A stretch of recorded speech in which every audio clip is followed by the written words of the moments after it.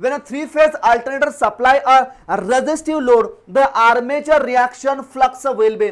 आता या ठिकाणी काय म्हणते बघा, रेझिस्टिव्ह लोड आहे असं म्हणताय, त्या केसमध्ये आर्मेचर रिॲक्शनचा फ्लक्स कसा असेल, in quadrature with the main field flux, in same direction with the main field flux, in reverse direction with the main field flux.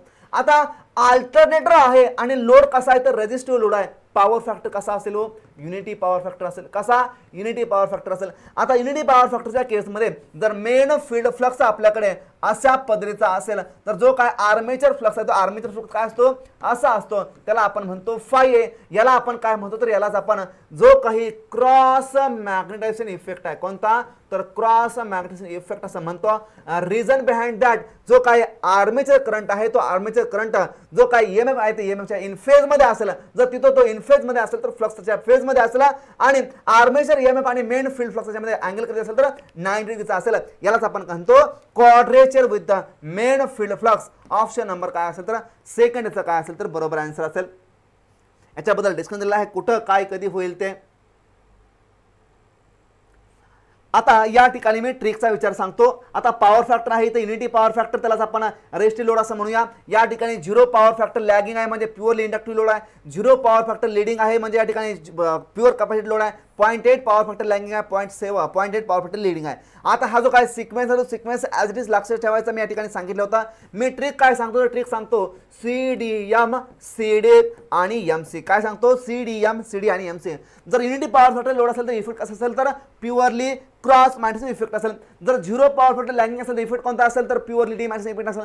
जर झिरो पॉवर फॅक्टर लीडिंग असेल तर इफेक्ट कोणता असेल तर प्युअरली मॅग्नेटिक इफेक्ट असेल. जर power factor हा 0.8 lagging असेल तर इफेक्ट कोणता असेल तर क्रॉस मॅग्नेटिक आणि डी मॅग्नेटिक असेल, पण कसा पार्सली क्रॉस पार्सली डी. जर पॉवर फॅक्टर हा लीडिंग नेचरचा असेल तर क्रॉस मॅग्नेटिक इफेक्ट पार्सली असेल आणि मॅग्नेटिक इफेक्ट हा पार्सली असेल.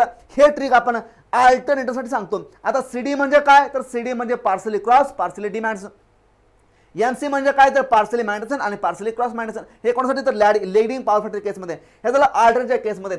आता जे काय मोटर त्या मोटरच्या केसमध्ये काय एक्झॅक्टली रिव्हर्स करायचं, हा पहिला ॲज इट इज ठेवायचा, बाकी सर्व काय करायचे तर एकमेकांना अल्टर करून टाकायचे. म्हणजे इथं C असेल तर इथे काय करायचा M करायचा, इथं D करायचा, इथं CM करायचा आणि इथं CD करायचा. म्हणजे फक्त CDM CD MC लक्षात ठेवा, बाकी सिंक्रोनस मोटरच्या केसमध्ये फक्त काय करा रिव्हर्स करा. फॉर एक्झाम्पल जर पॉवर फॅक्टर हा झिरो पॉवर फॅक्टर लीडिंग असेल आणि मोटर मध्ये इफेक्ट आपल्याला विचारला असेल तर CDM CDMC या कोणासाठी अल्टरनेटसाठी. त्यासाठी काय करायचं फक्त एक्झॅक्टली रिव्हर्स करायचा. M ला कशाने रिप्लेस करायचं D ना आणि D ला कशाने रिप्लेस करायचं तर M ना. बाकीचा जो काय क्रॉस आहे C आहे तो C काय करायचा ॲज ठेवायचा. मग या केसमध्ये इथं M असेल तर इथं काय असेल तर D असेल. म्हणजे प्युअरली डी मॅग्नेटिक इफेक्ट असेल मोटरच्या केसमध्ये, कोणासाठी तर झिरो पॉवर फॅक्टर लीडिंगच्या केसमध्ये. तसंच लीडिंग पॉवर फॅक्टर दिला असेल किंवा लॅगिंग दिला असेल अल्टरनेट केसमध्ये इफेक्ट कसं असेल पार्सली क्रॉस पार्सली डी. याच्यामध्ये कसं असेल पार्सली मॅग्नेटिक आणि पार्सली क्रॉस मॅग्नेटिक असा इफेक्ट असा असेल. म्हणजे ही ट्रिक आपल्याला लक्षात ठेवायच्या. या ट्रिक वरून आपण जे काही याच्यामध्ये सर्व MCQ सर्व MCQ आपण सॉल्व्ह करू शकतो. ही ट्रिक आपण लक्षात ठेवा.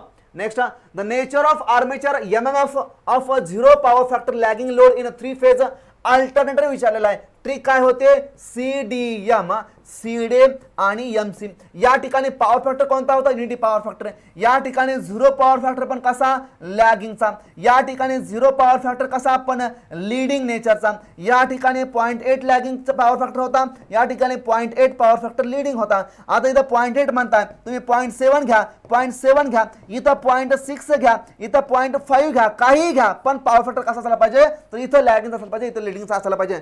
CDM CDMC या ठिकाणी झिरो पॉवर फॅक्टर लॅगिंग दिलेला आहे आणि केस कोणाचे आहे तर अल्टरनेटरचे आहे. म्हणजे या ठिकाणी हा ट्रिक कोणासाठी आहे तर अल्टरनेटरसाठी आहे. मोटरसाठी काय करा फक्त या ठिकाणी एक्झॅक्टली रिव्हर्स करा, फक्त क्रॉसला क्रॉस ॲज ठेवा, बाकी सर्व काय करा तर रिप्लेस करण्याचा प्रयत्न करा, म्हणजे रिव्हर्स करण्याचा प्रयत्न करा जर आपल्याला मोटरसाठी.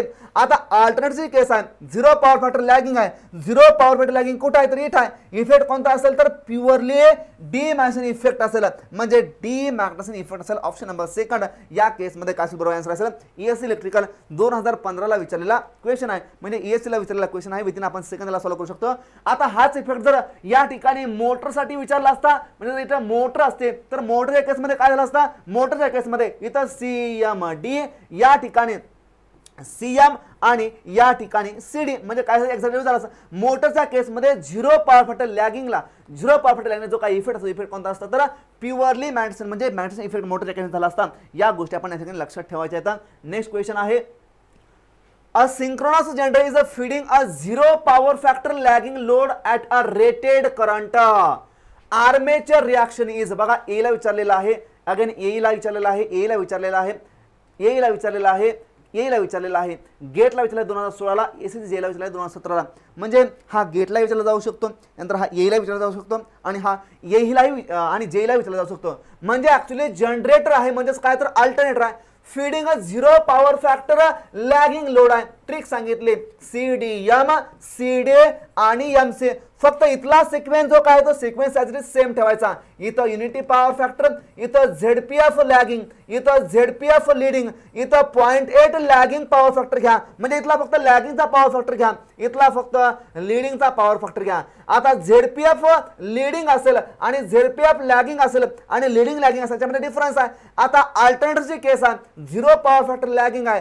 झिरो पॉवर फॅक्टर लॅगिंगसाठी इफेक्ट कोणता असेल तर डीमॅग्नेटायझिंग इफेक्ट असेल. ही गोष्ट लक्षात ठेवायची आहे. आन्सर काय असेल तर डीमॅग्नेटायझिंग इफेक्ट. ऑप्शन नंबर सेकंड या केसमध्ये काय असेल याचं बरोबर आन्सर असेल. Next, armature reaction in synchronous generator at rated voltage and zero power factor leading. कोणता पॉवर फॅक्टर आहे तर झिरो पॉवर फॅक्टर लीडिंग आहे. आता आपण इथं लिहिलेलं आहे झिरो पॉवर फॅक्टर लीडिंग मध्ये अल्टरनेटच्या केसमध्ये इफेक्ट कोणता असेल तर मॅग्नेटायझिंग इफेक्ट असेल. आता इथं प्युअरली कॅपॅसिटी लोड असेल म्हणून याला प्युअरली मॅग्नेटायझिंग असंही म्हटलं जातं, त्यामुळे कन्फ्युजन करून घ्यायचं नाही. या ऑप्शन कोणता असेल तर ऑप्शन या ठिकाणी प्युअरली मॅग्नेटायझिंग इफेक्ट असेल. अल्टरनेटरच्या केसमध्ये कोणता तर मॅग्नेटायझेशन इफेक्ट असेल प्युअरली. येईल विचारलेलं आहे 2015 मध्ये. आता जर या ठिकाणी जनरेटर ऐवजी जर इथं या ठिकाणी मोटर केलं असतं, जर इथे मोटर दिला असतं तर मोटरसाठी काय झालं असतं, जर जनरेटर मॅग्नेटायझेशन आहे तर मोटरसाठी काय झालं असतं तर या ठिकाणी डीमॅग्नेटायझेशन हा या ठिकाणी मोटरसाठी झाला असता. कुठल्या केसमध्ये तर झिरो पॉवर फॅक्टर लीडिंगच्या केसमध्ये.